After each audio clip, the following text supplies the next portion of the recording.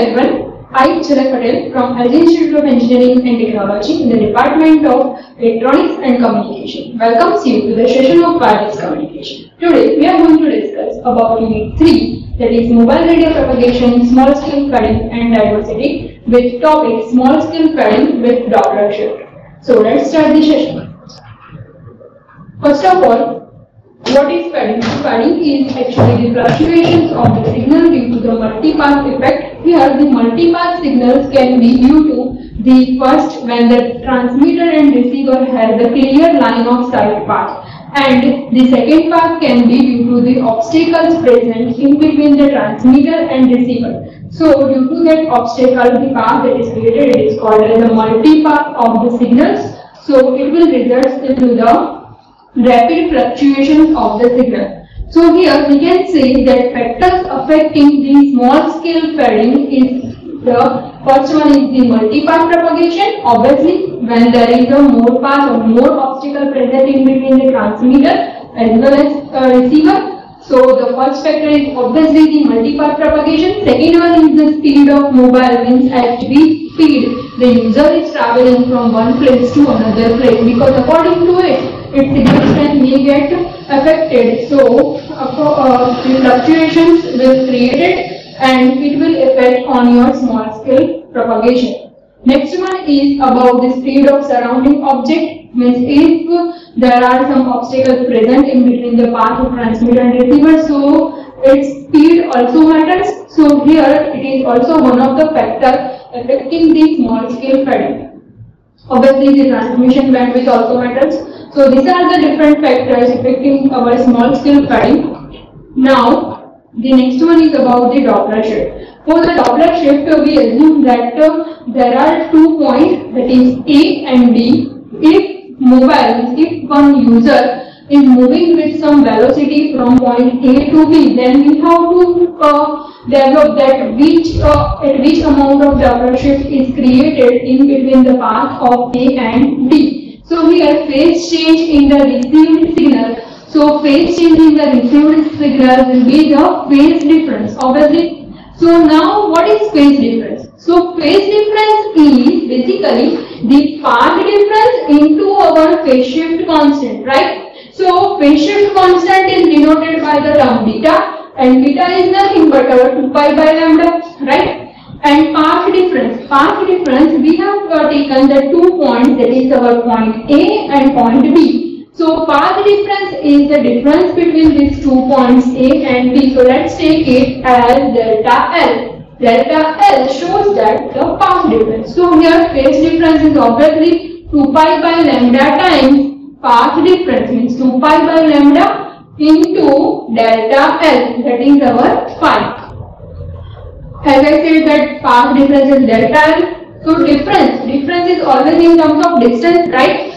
And velocity is equal to distance upon time. So can we write delta L is equal to velocity into time? Okay, but this is the horizontal distance. So we have to take it with respect to the angle covered by that point A and point B. So here for point A and B, the coincident side will denote the trigonometric function cos theta, and that's why here delta is equal to V into delta L. V is your velocity, delta T is the time difference required from point A to point B, right? So delta is equal to V delta T into cos theta, right? Now what will be the change in frequency? Because ultimately our aim is to find the Doppler frequency. So now let's see what is the change in frequency occurred by that Doppler shift. So Doppler frequency F. First of all, we make the equation for the omega. Omega is your angular frequency.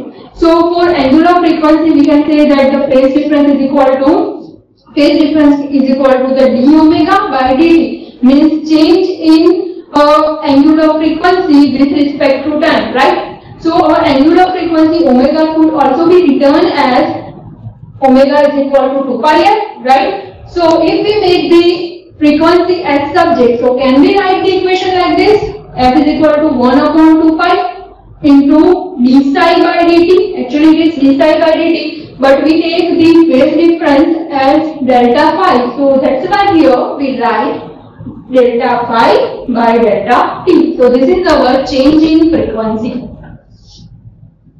It could also be written as v cos theta upon lambda, where v is your velocity, lambda is your wavelength, and f denotes your Doppler frequency. So you can also write it as fd, small f with subscript d. So here this in this GIF, the Doppler effect of the light wave is shown that it matters that whenever the user is moving away from the transmitter and when user is moving towards the transmitter. So at that time your frequency will change. Now which frequency is particularly changed? So Doppler frequency is particularly changed. So whenever user is away from the transmitter, your FD will decreases, and whenever user is moving towards the transistor, your FD will increases. So total frequency is actually the addition of the both frequency, that is your basic frequency, carrier frequency, and the Doppler frequency. If we are moving towards the transmitter, if we are moving away the transmitter, then we should subtract FD from your carrier frequency. So this is the Doppler effect on the light wave is shown in this GIF. Now,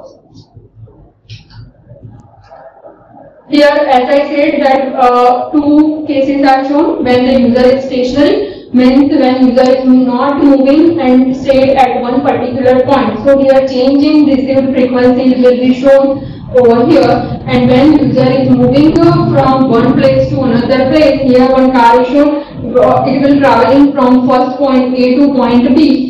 So if it is moving with respect to source, then what will be the effect? We will see it with a different equation in the next slide. So for that, let's take one example so the things will be more clear. Let's take the problem statement is aircraft is heading towards the control tower with 500 km/h at the elevation of 20 degree. Here the communication occurs at the frequency of 900 MHz. You have to find out the Doppler shift, means you ultimately FD. Here the data that is given in the problem statement is obviously first one is the 500 km/h is your velocity. Elevation of the degree 20 degree means theta is given. Theta is equal to your 20 degree. Carrier frequency FC is 900 MHz. So now let's find out the Doppler shift. First of all, we convert our 500 km/h into the 138.88 meter per second. Kilometer per hour will be converted into meter per second because your frequency is given in the megahertz. Here theta is equal to 20 degree. Your lambda. First of all, let's find out the lambda because as we have seen in the previous slide, actually is given by V upon lambda into cos theta. Okay, so we need to find out the wavelength lambda. Now the question is the medium is obviously the free space is the medium. So whenever we traveling in the free space, we have to choose the velocity as the free space speed, that is c. So c is equal to f lambda. So let's find out the lambda from the given data of the frequency, that is 900 MHz. So we can find out by 3 into 10⁸ divided by this frequency. So we get the wavelength value, that is 0.33 meter. Right. Now let's apply it to the frequency of Doppler shift. Doppler shift will be given by V upon lambda cos theta. Now V upon lambda cos theta, here the angle is given, angle is about 20 degree, velocity is given, so let's put all the values in this equation. So we get the equation like this. If you solve it, you got the answer, that is 390 Hz. So this is our Doppler frequency. Now let's see one another example that is related to the transmitter, that whether user is traveling towards the transmitter or whether user is moving away from the transmitter. So for that, let's consider the problem statement. Here, consider that a transmitter that radiates with a sinusoidal carrier frequency of 1850 MHz for the velocity of 26.82 meter per second. You have to calculate the received frequency if user is moving. Here the three directions is given. First one is directly towards the transmitter, means what happens when mobile is moving directly towards the transmitter. Second case is when the user is directly moving away from the transmitter. And the third one is when the direction is perpendicular to the direction of arrival of transmitted signal, right? So here three cases you have to find out. So let's start with the solution. First case, when user is moving towards the transmitter. Now as I said that when user is moving towards the transmitter, then theta will become equal to 0 degree, right? And when user is moving towards the transmitter, obviously you have to add both the frequency. Which both frequency you should take? Obviously the carrier frequency and your Doppler frequency. So now here in the problem statement, if you see, your carrier frequency is given, that is 1850 megahertz. The second thing you need to find out, that is your FD. FD is we have seen in the previous example, then you can find out the Doppler frequency by V upon lambda into cos theta, right? So let's do it. Here in this problem statement, the angle is not given. So whenever the angle is not given, you should choose the maximum value of cos function. So maximum value of cos function will be possible as 1. Now when this cos will become 1, obviously if we take it equal to 0, so let's take it. So when moving towards the transmitter, theta will become equal to 0. So f is equal to obviously fc plus fd. Fc we know, but fd we need to find out. So v upon lambda cos 0. We have the velocity as well as wavelength. Wavelength we can find out as we have done in the earlier example, that 1850 megahertz is given. So you have to divide it by 3 into 10 raised to 8 by 1850 into 10 raised to 6. So this is how you get the value of the wavelength, and then you need to add both the things. So here this 1850 into 10 raised to 6, which will be shown over here, is your carrier frequency, and we add in that equation the second term, that is your FD. So this is how it will be added. So this will become the final answer for the frequency if the user is moving towards the transmitter. Okay, so this is your first case. Now let's consider the second case, when user is moving directly away from the transmitter. So when user is moving directly away from the transmitter, obviously you need to subtract your Doppler frequency from your carrier frequency, right? So first of all, Fc is your 1850 megahertz, right? And FD is your V upon lambda into cos theta, right? So V upon lambda into cos theta, again we take the theta equal to 0 degree, okay? So if we put all the values over here, ultimately you need to subtract only 1850 minus the FD, which we have already found out in the previous slide. So let's put all the values over here. So it becomes 1850 into 10 raised to 6 minus 26.82 divided by 0.162. So you get the total frequency like 1849.99 megahertz. Now let's take the third case. In the third case, you need to find out that total frequency to the perpendicular to the arrival of the signal. So for the perpendicular to the arrival of signal, perpendicular means your angle will become theta equal to 90 degree. Okay. So in this case, first of all, let's find out FD. So FD itself says that V upon lambda cos theta, right? But if we put theta equal to 90 in this equation, then cos 90 will become 0. So this will result into 0 degree of your frequency, that is your Doppler frequency. So now your Doppler frequency becomes 0. So obviously total frequency is equal to the carrier frequency, that is Fc only. Okay, so in that case we must say that the received signal frequency will become equal to the transmitted signal frequency, that is nothing but your 1850 megahertz, right? Now for the third example, here only the data I have changed, that the Doppler frequency you need to find out when user is moving at a 60 km per hour. The same way you should do it.